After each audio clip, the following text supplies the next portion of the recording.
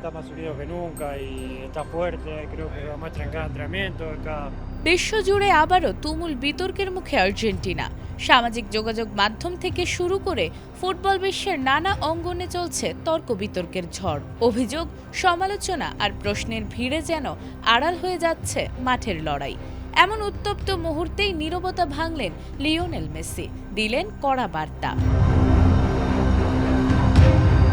2026 বিশ্বকাপে যতই সামনে এগোচ্ছে আর্জেন্টিনা, ততই বাড়ছে বিতর্ক।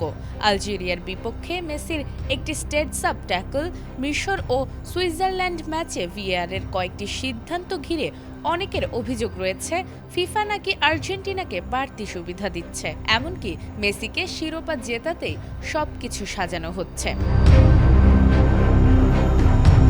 তবে এসব অভিযোগ একেবারেই উড়িয়ে দিয়েছেন আর্জেন্টিনা অধিনায়ক। ইংল্যান্ডকে 2-1 গোলে হারিয়ে টানা দ্বিতীয়বার বিশ্বকাপের ফাইনালে ওঠার পর সমালোচকদের উদ্দেশ্যে মেসি বলেন, যাদের কষ্ট লাগে লাগুক।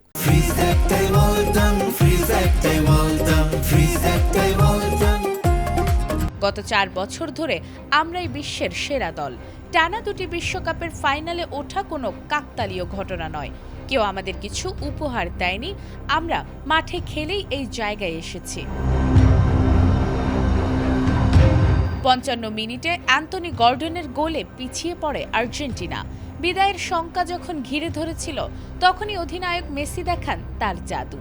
তার দুর্দান্ত 2টি অ্যাসিস্ট থেকে গোল করেন এনজো ফার্নান্দেজ ও লাউতারো মার্তিনেজ।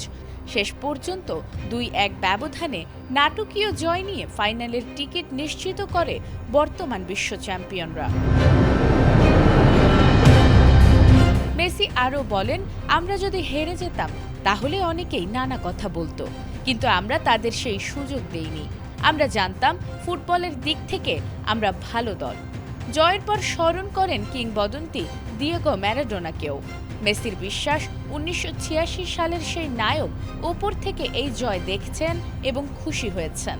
আর এখন সব বিতর্ক পেছনে ফেলে স্পেনকে হারিয়ে টানা দ্বিতীয় বিশ্বকাপ জয়ের স্বপ্ন নিয়েই ফাইনালের মঞ্চে নামবে আর্জেন্টিনা।